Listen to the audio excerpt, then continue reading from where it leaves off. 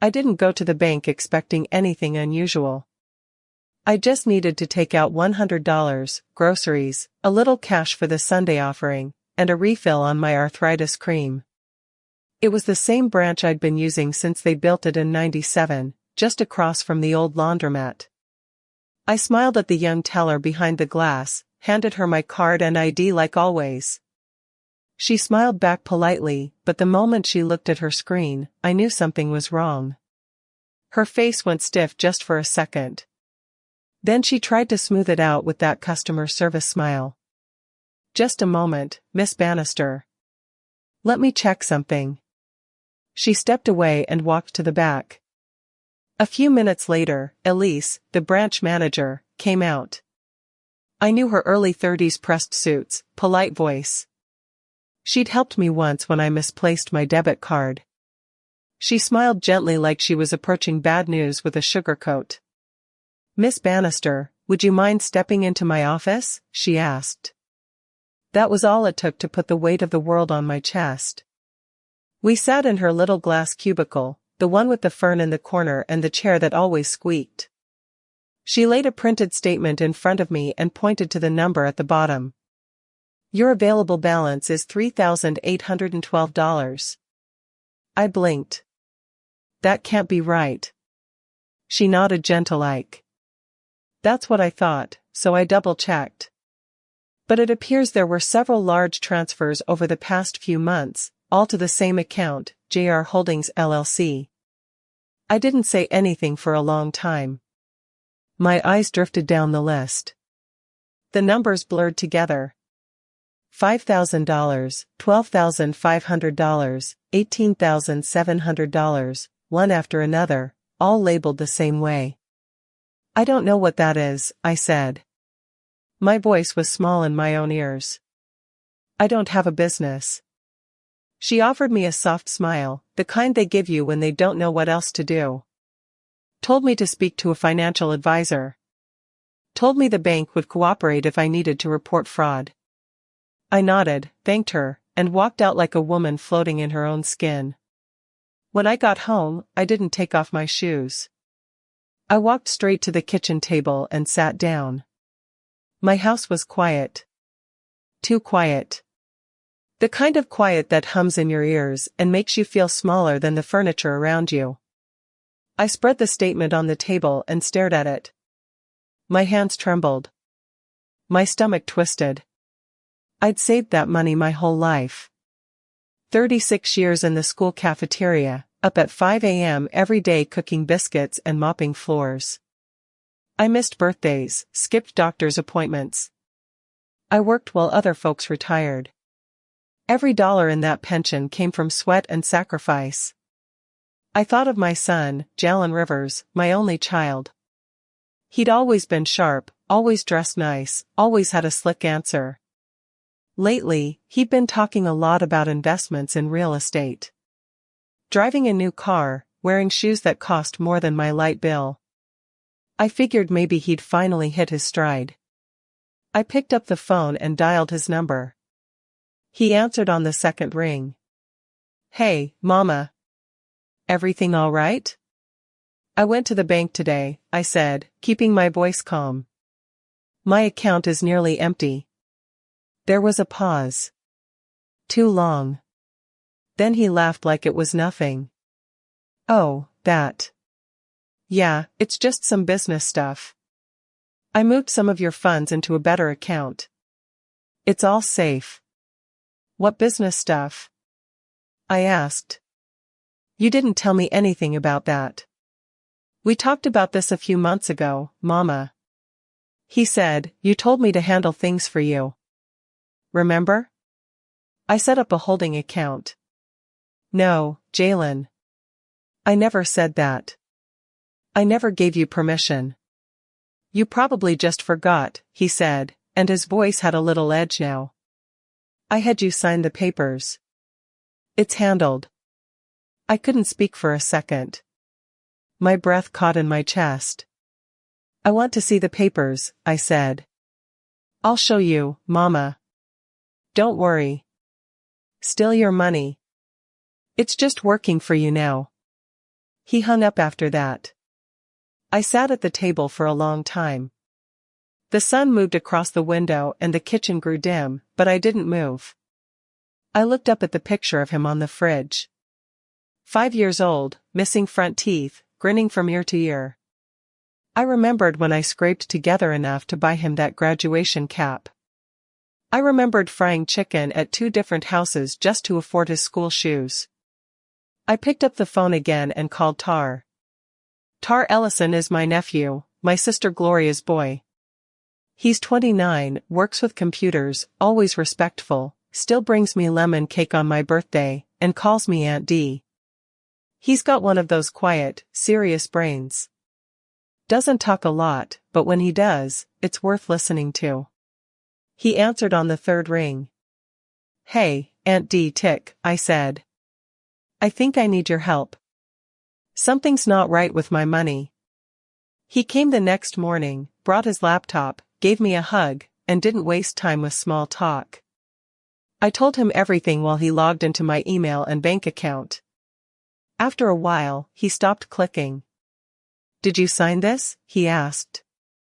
I leaned over. It was a scanned power of attorney form. My name, my signature, only thought the date was wrong. The layout wasn't familiar. I shook my head slowly. No, I said that's not mine. It was submitted 2 months ago, he said. And Jalen created a business account, Junior Holdings. He listed you as a silent investor. A silent what? Basically, it gave him permission to move your money without telling you. I stared at the screen, at the neat little lie that cost me everything. I never told him to do that, I said. Not ever. T closed the laptop gently. We need to do something, Aunt D. I looked down at my hands, still trembling. He's my son. I know, he said, but that doesn't make it right. That night, I sat on the edge of my bed and watched the street lights flicker through the blinds. I thought about every meal I skipped, every time I bit my tongue. I thought about what kind of mother raises a son who could do this. I didn't cry. Not yet. I was past crying. In the morning, I would make a call that I never thought I'd have to make. But that night, I just whispered one thing to myself. Not again. Tara came by again the next morning, earlier than I expected. I hadn't even put my hair up yet. He brought his laptop, a folder of printed screenshots, and 2 blueberry muffins in a brown paper bag. Said he picked them up from that bakery near 47th because he knew I liked them soft in the middle. That boy always was thoughtful. He sat at my kitchen table and walked me through what he'd found. He showed me the email I supposedly sent Jalen with a scanned power of attorney attached. My name was on it, my signature, too, but the shape of the D was off and the R in Bannister didn't curl the way I always wrote it. I knew right away it wasn't mine. I never signed this, I said, shaking my head. That's not my signature. That's not even how I write. Tar nodded. I figured. And look here. He used this to register you as a silent investor in his company. Junior Holdings. He linked it to your pension account. The bank assumed everything was authorized. I felt sick. I pulled my cardigan tighter around my shoulders and leaned back in the chair. I told him to help me with groceries, not wipe out my whole future. I know, he said quietly. But the paper trail says otherwise, and that's what matters in court. I looked at him confused. Court, we need to get a lawyer. Aunt D, he said gently. This is serious. He stole over $100,000. This isn't just a misunderstanding. It's a crime. I didn't say anything for a while. My throat was dry. The idea of taking my son to court made me feel hollow inside. But I also knew I couldn't let this go. I had to at least talk to him again. I had to give him a chance to explain himself or maybe fix it. So, I called Jalen and invited him over for dinner that Sunday. I didn't tell him what it was about. I just said I was cooking his favorite roast chicken, colored greens, candied yams, and sweet tea. I wanted it to feel warm, familiar. I wanted to believe that maybe the boy I raised was still somewhere inside that man. He arrived a little after 6 with Janice in tow. Janice Rivers, his wife of 8 years, always dressed like she was on her way to a photo shoot. White blouse, gold watch, hair curled perfect at the ends. She smiled when she hugged me and told me the house smelled like home. I forced a smile and welcomed them in. We ate in the dining room. I'd set the table with real napkins and the glass dishes I usually saved for Thanksgiving. Jalen talked about a new development he was bidding on, and Janice talked about her interior design blog getting sponsored. They laughed. They complimented the chicken, but I couldn't focus on any of it. I waited until the plates were cleared and we were sipping tea before I said what I came to say. Jalen, I began, keeping my tone gentle. I went to the bank last week. They said someone moved over $100,000 out of my account. All of it went to something called Junior Holdings. He blinked, then sat back in his chair. Right. That's the investment account. We talked about that. No, we didn't, I said. I never agreed to that. I never signed anything. Janice reached out and placed her hand over mine. Miss D, you mentioned a while ago you were feeling overwhelmed with bills and passwords and all that. You said maybe Jalen could help take over some of the financial stuff. Maybe that's when it got started. I pulled my hand back slowly. I said he could help me with groceries, with errands, not this. Jalen's voice took on that edge I remembered from when he was a teenager and didn't want to be told what to do. Mama, you signed the papers. I have them. You just don't remember. I remember what I sign. I said sharper now. And I remember telling you that money was for emergencies, not some LLC with a name I never heard of. Jenna stayed quiet. Her smile was gone. Then Tarek, who had been sitting quietly on the far end of the table, finally spoke up. She didn't sign those papers, Jalen. That signature was forged. You committed fraud. Jalen turned to him like a switch flipped. This has nothing to do with you, Tar. You're not family. She's my aunt, Tar said, calm but firm. That makes it my business. You're just an outsider running his mouth. Stay in your lane. I stood up. That's enough, both of you. My voice was shaking. My hands, too. I looked straight at my son, Jalen. And I raised you better than this. I broke my back working to save that money. I went without. I skipped meals so you could eat. I pawned my wedding ring to buy you a graduation suit. And you took everything I saved like it was owed to you. Mama, he said, rolling his eyes. You're acting like I stole it. I'm investing it. You'll see it grow. I started to cry. I didn't want to, but I couldn't help it. The tears came fast and full, my shoulders shaking. Please, baby. Just give it back. We don't need to do all this. You can fix it. We can make it right. He looked at me and something cold passed across his face. You can't even walk up the stairs anymore, he said. What do you need that kind of money for? Janice's eyes widened, but she said nothing. I covered my mouth stunned. Tar stood stepping between us. That's your mother, man. What is wrong with you? Shut up, Jalen snapped. You don't know what this family needs. You don't know what I've been carrying. No, I said, trembling. You don't get to say that. I carried you for 9 months and then for 44 years after that. Everything you are, I paid for. He grabbed his coat and walked out. Janice followed, avoiding my eyes. They didn't even finish the tea. After the door closed, I sat back down. T stood in the doorway watching me cry. I didn't want to believe he'd talk to me like that. I whispered. Tark's voice was low. You gave him every chance, Aunt D. Now we need to fight back. I didn't respond right away. My hands were shaking too badly to hold the tea glass. We need to take this to court, Tark said again, firmer this time before he does worse. I closed my eyes and nodded once slowly. Find me a lawyer. I didn't sleep much that night.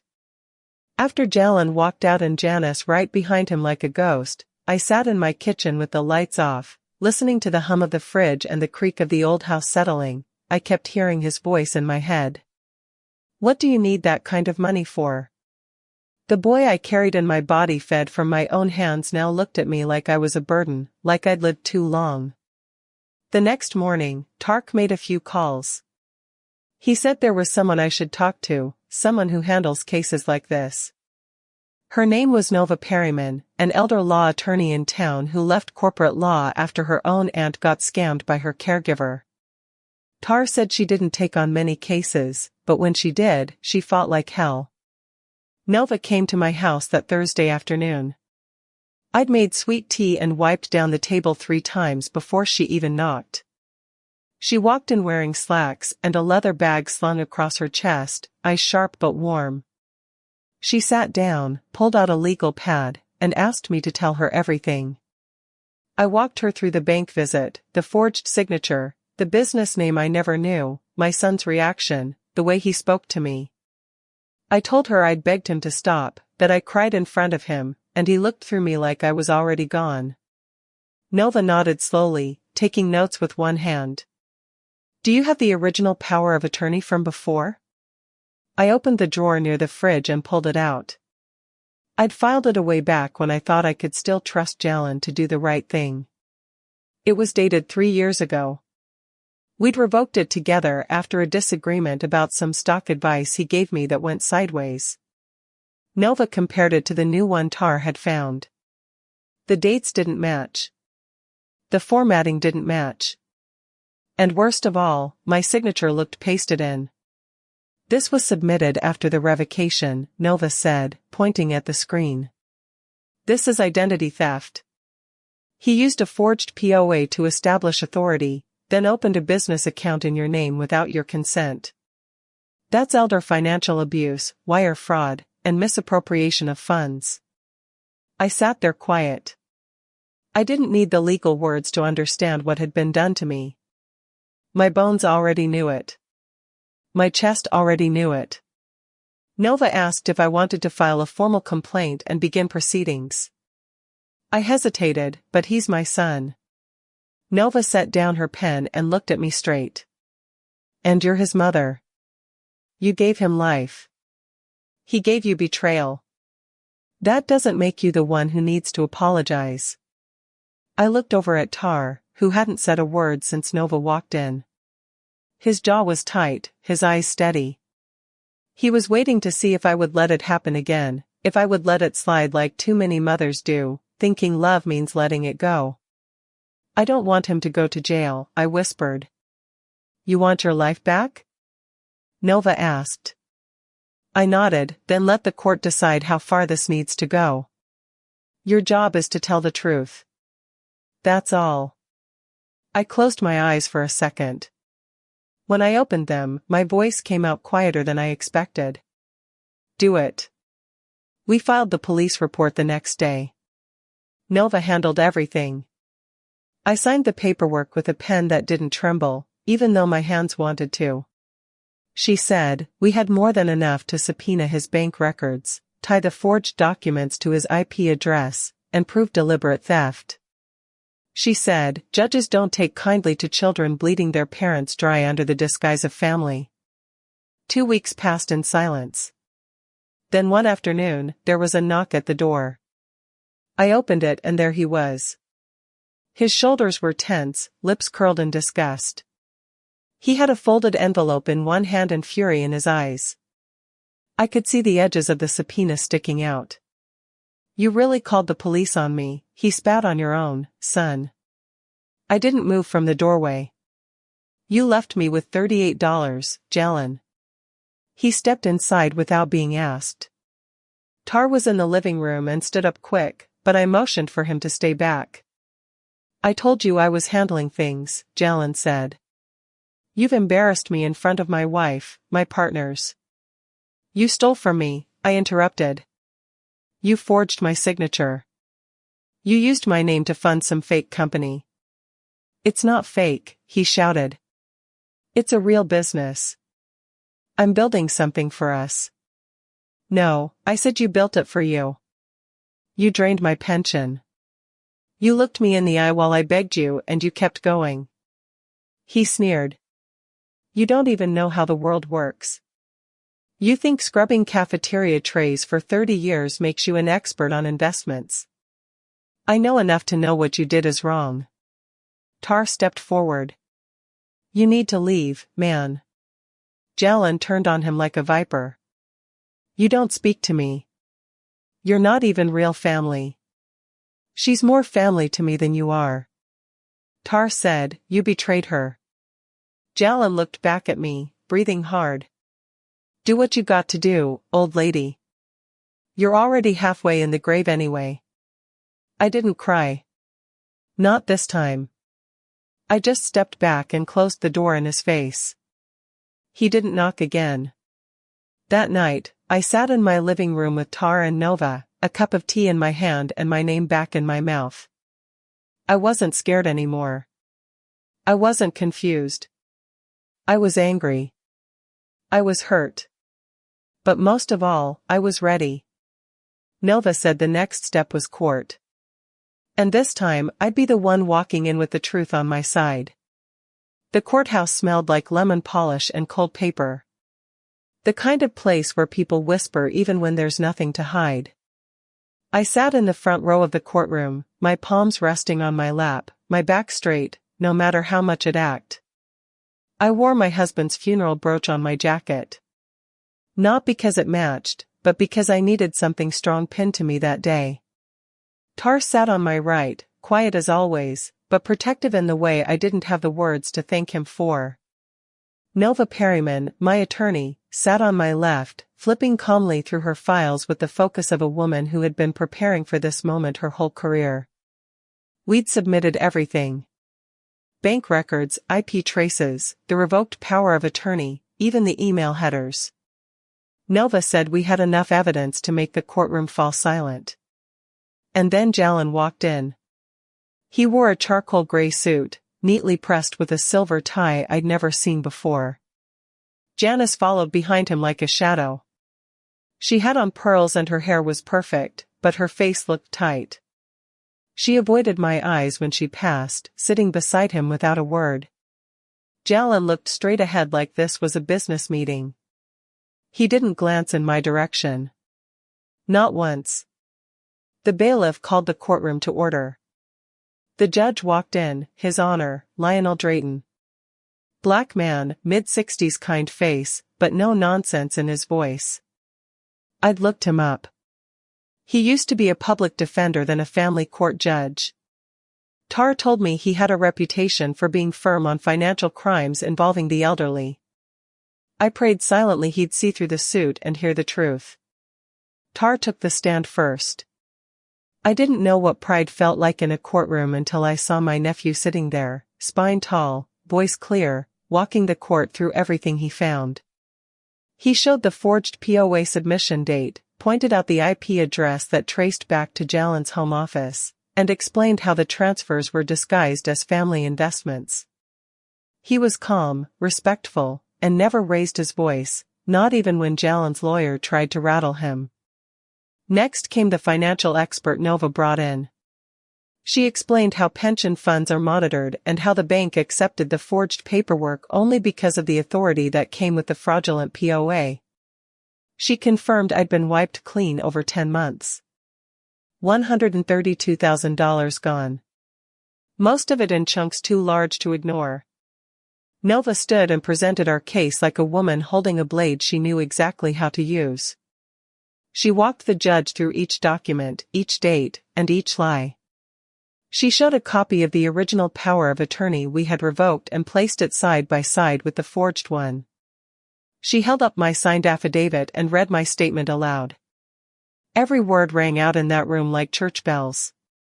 Then she turned to me. "Mrs. Bannister, would you like to speak?" I stood slowly, heart pounding in my chest like thunder. I took the stand, swore myself in, and sat down across from the judge. He looked at me kindly like he knew what it cost me to be there. I worked in a school cafeteria for 36 years. I began, my voice trembling but not weak. I cleaned grease traps, scraped trays, and cooked meals for children that didn't always say thank you.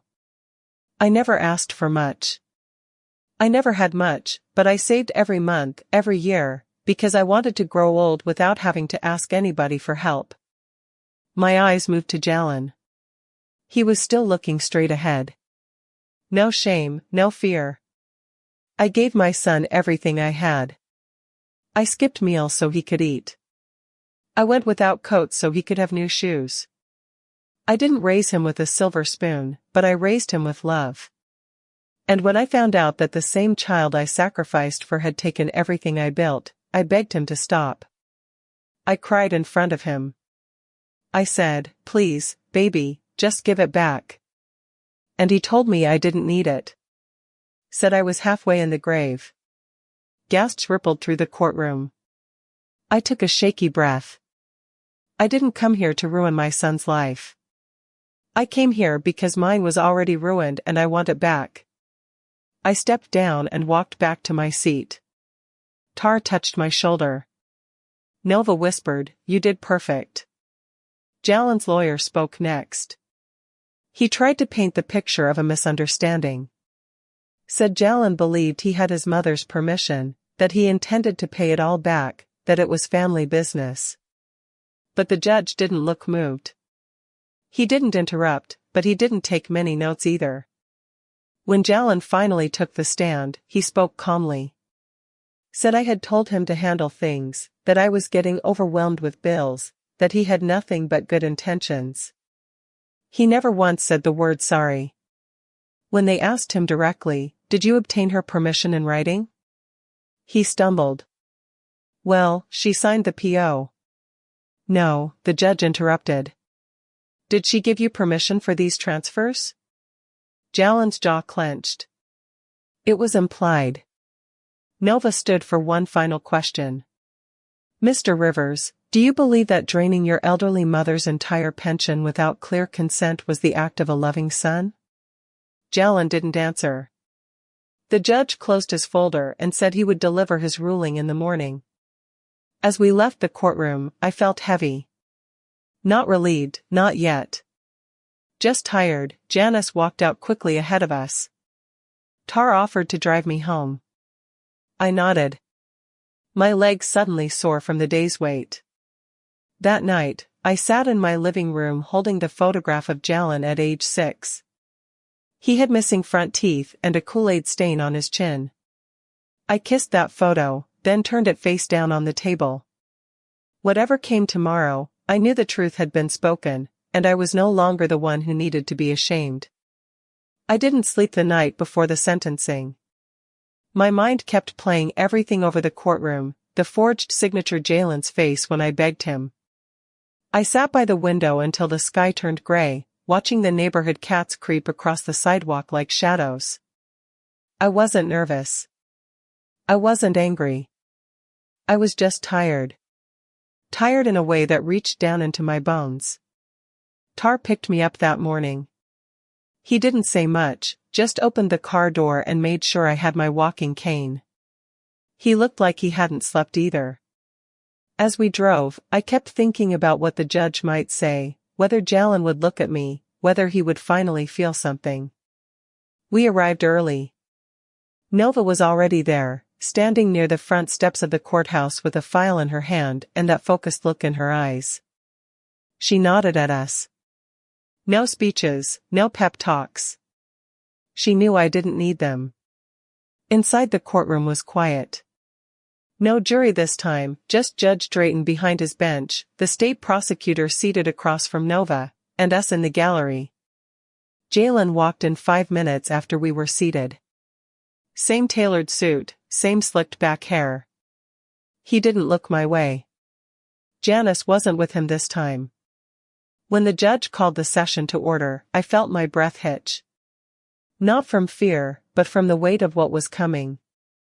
Judge Drayton cleared his throat. His voice when he spoke was low, but powerful. This court has reviewed all submitted evidence regarding Mr. Jalen Rivers's unauthorized use of a revoked power of attorney to access and transfer $132,000 from the pension account of his mother, Mrs. Dolores Bannister. He paused, eyes moving from the files in front of him to Jalen's face. What we have here is not just a breach of trust. It is a calculated, sustained effort to rob an elderly parent of her financial stability under the false veil of family responsibility. Jalen shifted in his seat, but still said nothing. No apology, no remorse. Mrs. Bannister, the judge said, turning his attention to me. Before I deliver sentencing, would you like to address the court? Nova looked at me. I nodded, stood slowly, and made my way to the front. I looked right at the judge. Then, finally, I turned my eyes toward my son. I hadn't looked at him since I took the stand. I didn't come here for revenge, I said softly. I came here because I had no other choice. I raised my son on my own after my husband passed. I worked long hours in a cafeteria, skipped meals when money was tight, and never once complained. I didn't have much, but I always made sure he had what he needed. My voice started to shake, but I didn't stop. I gave him my best years, my best love, and when he came into my house and looked me in the eyes, knowing what he had done, I still begged him to stop. I cried. I asked him not to do this, but he chose to ignore my tears. I paused, took a breath. He broke my heart, but I don't want him in prison. I just want peace. The courtroom was silent. Even Jalen looked startled for a moment, but it passed. He still didn't say a word. I returned to my seat, and Judge Drayton nodded once before continuing. Mrs. Bannister, your mercy is powerful, and your dignity is something this court deeply respects. However, justice does not only serve the one who was hurt. It also serves the community. And this community cannot allow crimes of this nature to go unanswered. He turned to Jalen, voice firm now, for the theft of $132,000 through fraudulent use of power of attorney, elder financial abuse, and wire fraud. This court sentences you to 5 years in state prison. You are further ordered to pay full restitution to Mrs. Bannister with interest. Your business license is permanently revoked. You will not be permitted to operate under any financial or fiduciary authority for the remainder of your sentence and beyond. Jalen blinked. His face twitched slightly, but still no words. No, I'm sorry. No, I was wrong. The bailiff asked him to stand. He did, hands behind his back as they placed cuffs on his wrists. Not tight, not cruel, just final. As he was led away, I saw it. The faintest moment of panic flicker across his face. Not because he was going to jail, but because for the first time, someone told him no and meant it. Outside the courtroom, Janice was waiting near the steps. She looked different. No makeup, no earrings, just plain and pale like someone who'd been crying for days. She walked up to me slowly. I didn't know it would go that far, she said. I thought he was just managing the account. I'm sorry, Misty, truly. I looked at her. She meant it. Maybe not from the beginning, but now standing there without the performance, she meant it. I didn't speak right away. I just let the silence settle between us. Then I said quietly, I carried him for 9 months, raised him for 44 years, but I couldn't stop him from destroying us. Janice nodded. She didn't argue. She just stepped back and walked away. Tar stood beside me. He didn't say anything, just rested his hand gently on my shoulder.